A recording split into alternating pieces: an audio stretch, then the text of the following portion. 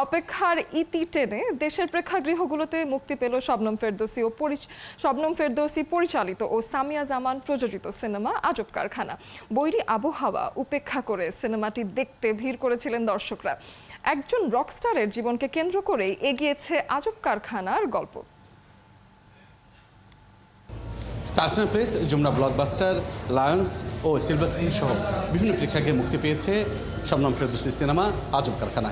ইতিমধ্যে সিনেমাটি দেখে দর্শকরা বের হয়েছেন। চলুন শুনে আসি সিনেমাটি দেখার পর দর্শকরা কি বলছেন। কেমন লাগলো? দেশীয় সংস্কৃতি সিনেমা ভালোই লাগলো। হ্যাঁ, ভালো লেগেছে। গল্পের গাঁথনি চমৎকার, চিত্রনাট্য ভালো ছিল। ভালো, ইটস রিয়েলি গুড মুভি। এটা বাংলার ফোকলোর যে মিউজিক্যাল এটাকে প্রমোট করার জন্য ইটস এ অ্যাডভেঞ্চার। আমার মুভিটা দেখতে অনেক ভালো লেগেছে। মডেল অভিনেত্রী এমি, আমি তার সাথে কথা বলবো। দর্শকের সাথে বসে সিনেমাটি দেখলেন, এই যে দর্শকের সাথে বসে দেখার অনুমতিটা কেমন?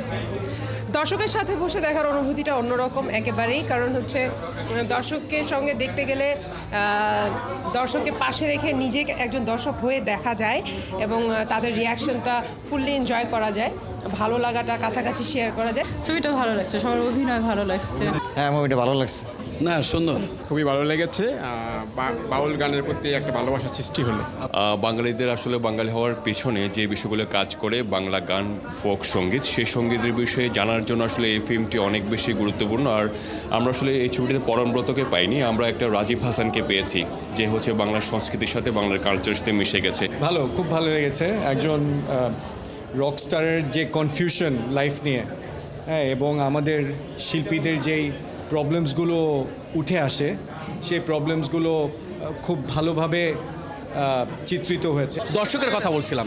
সিনেমার যিনি অভিনেত্রী, তাদের সাথে, কলাকুশলীদের সাথে কথা বলতে চাই। অভিনয় করলেন পরমব্রতর সাথে, দর্শকের প্রশংসাও আমরা শুনলাম। সব মিলে দর্শকের সাথে বসে সিনেমাটি দেখলেন।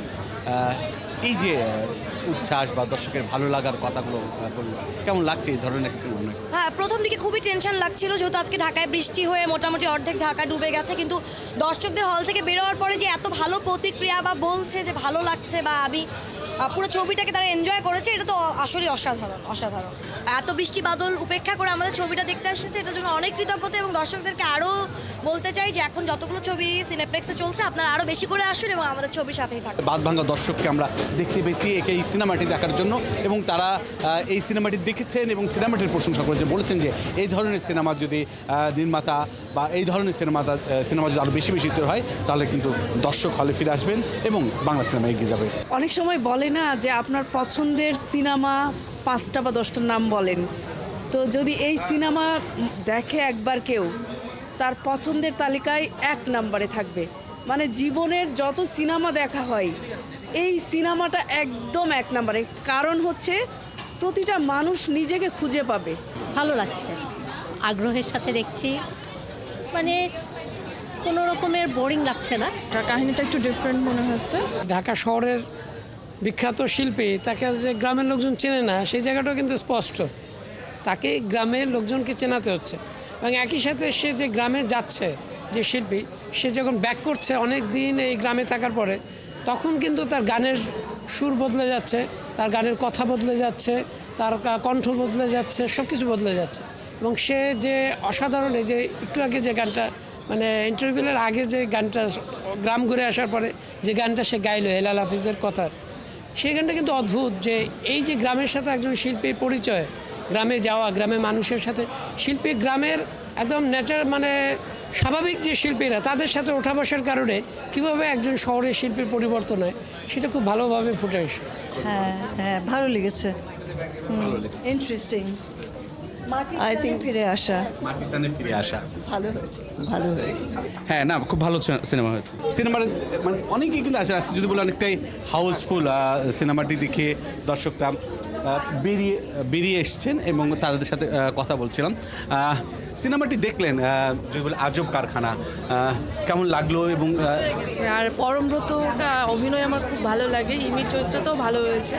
এবং একজন রকস্টার হচ্ছে বাউল গানের মধ্যে ফিরে আসছে, জন্য আমার ভালো লেগেছে। Thank you. দেখলেন সিনেমাটি এক অন্য রকমের এক ধরনের সিনেমা। হ্যাঁ, সাহসী সিনেমা। হ্যাঁ, সুন্দর, অনেক হার্ড ওয়ার্ক। আমার মনে হয় প্রচুর গবেষণা হয়েছে। আমাদের গ্রামের গান খুবই ভালো লেগেছে। আমরা বন্ধুরা এসেছি 8 জন। পরমব্রতের অভিনয় দারুণ, এবং এই ফটোগ্রাফি, সিনিক, মানে ছবির যে মান, কোয়ালিটি, গুণগত মান সাংঘাতিক, খুবই ভালো লেগেছে।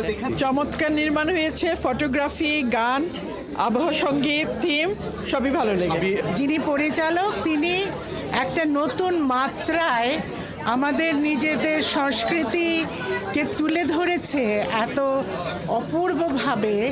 এটা একটা দেখবার মতো। আর এটার একটা মানে the theme itself is like searching for your root. শেকড়ের টানের কথা বলছেন, আমরা শেকড়ের টানে সবাই খুঁজি, কিন্তু নাটকে এই সিনেমাটির মধ্যে কি শেকড়ের সন্ধান করতে পারলেন? সম্ভবত হচ্ছে আমরা যতটা এক্সপেকটেশন রাখিনি, কিন্তু সেই হিসেবে অনেক বেটার কিছু পেয়েছি, এবং আসলে আমাদের দেশের এটা কাজ, এটা আনবিলিভেবল, খুবই ভালো লেগেছে। হাউসফুল দর্শক, এবং প্রত্যেকটি দর্শকই কিন্তু আজব কারখানার প্রশংসা করছিলেন সিনেমাটির গল্পের, নির্মাণের, এবং পাশাপাশি সিনেমাটির যে চরিত্রগুলো রয়েছে, পরমব্রত সহ, ইমি সহ অন্যান্য চরিত্র সবার অভিনয় কিন্তু প্রশংসা করেছেন। বলেছেন যে এই ধরনের সিনেমা যদি আরও বেশি নির্মাণ করা হয় তবে দর্শক হলে ফিরে আসবেন এবং বাংলা সিনেমা দেখবেন। বুলবুল আহমেদ জয়, ৭১, ঢাকা।